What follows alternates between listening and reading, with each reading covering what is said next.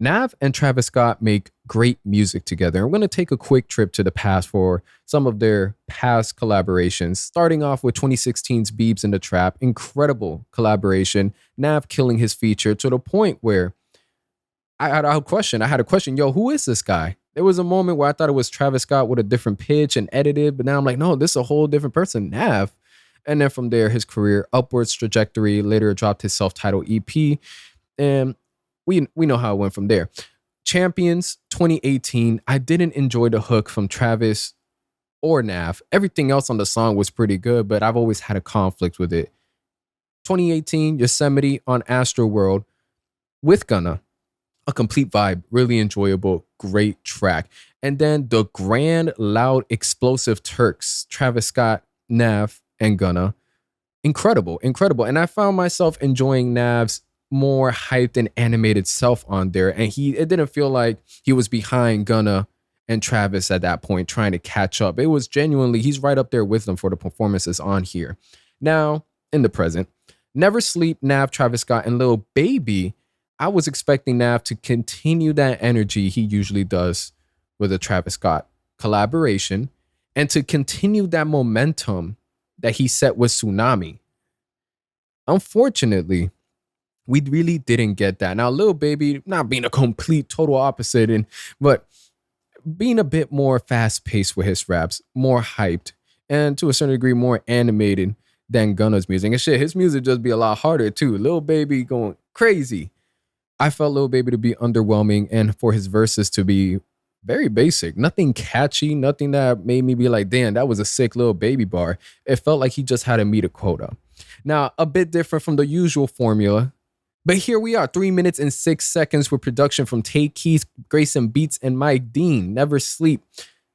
I don't remember his what, second single? Anyhow, for his upcoming album, Demons Protected by Angels.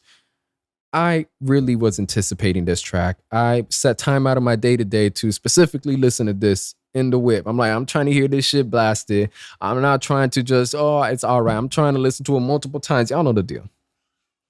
And this is a track that at 3 minutes feels like it overstays, and we have a problem. Travis Scott in 2022 is not doing anything creatively imaginative on his performances. As far as the content we're getting on here, I'm not saying it gotta be super crazy or something we ain't never heard of. But starting off the hook with Geek Never Sleeps, stretch 100 to millions in weeks, got her running and writing for me, whereas Sunday we gotta retreat. I don't really, the imagery that we get off these verses isn't setting the atmosphere for a track titled Never Sleep with some big hitters. Like I'm expecting some hype bar, something like, yeah, we never sleep. And I'm already off. It's like, all right, I mean, so, you stretching the dollars, got her running and riding, she'll ride or whatever case is. And then continue on from there, straight from London. She out in the East, like her shot, she keep the receipts. Nothing exciting. Like, what are y'all doing? What y'all running? What's she really riding for you for? How you doing these millions? Is it off of shows, music, flexing a lifestyle? We don't get none of that.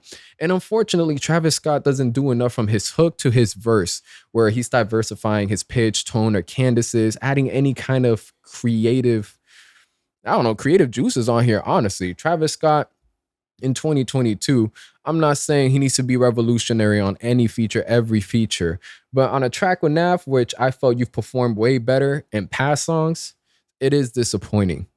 And to a point where it takes a little too long for Nav to really get in here. Of course, sharing another chorus with Travis Scott.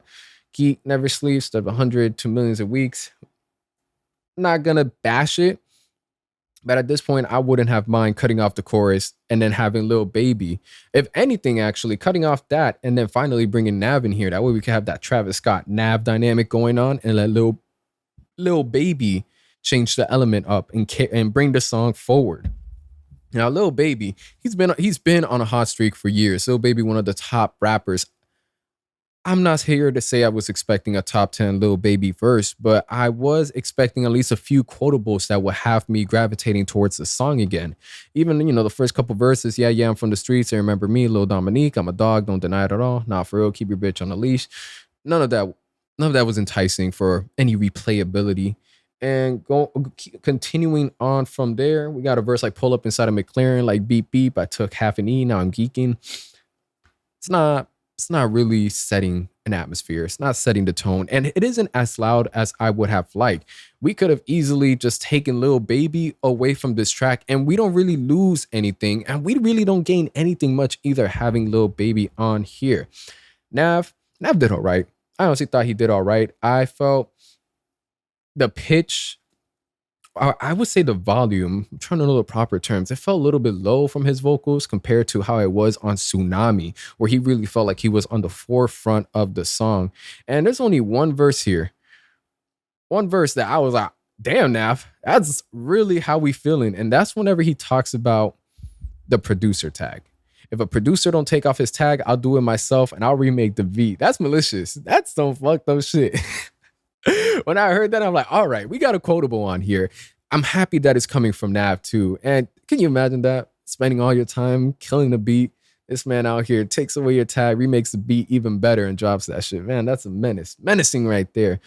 As far as his verses, got to rings and they 40 apiece. Got to ride with a 40 at least. You invite her, she leaving with me. What you pushing? There's level P. Hey, we're getting a P callback somewhere for Gunna. We're getting a P callback.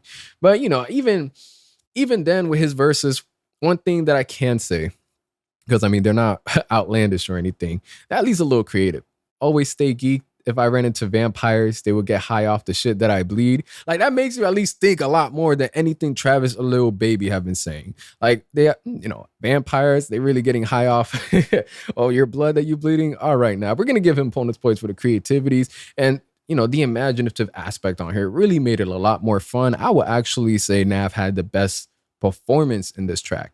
And that is something that's completely wow, how impossible. I really do feel that Nav, at least with Travis Scott, usually dishes out his best. I would have loved to see more Tsunami Nav on here. It is what it is. The outro, the last 6 or 7 seconds, I felt that should have came in maybe 30 seconds earlier. Honestly, half that track could have been that beat. Have somebody rapped on there.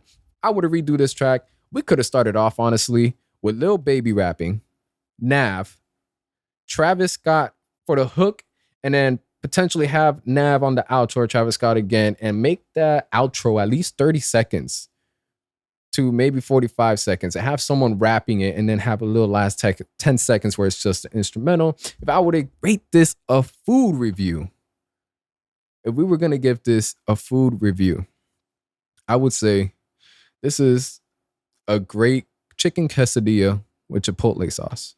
Yeah, I said chipotle sauce. Chicken quesadilla with chipotle sauce. It could have been cooked better. By better, it was a bit burnt. And they could have thrown more seasonings in there and, you know, chopped up throw something in this quesadilla. And that's it. I'll catch you guys on the next one.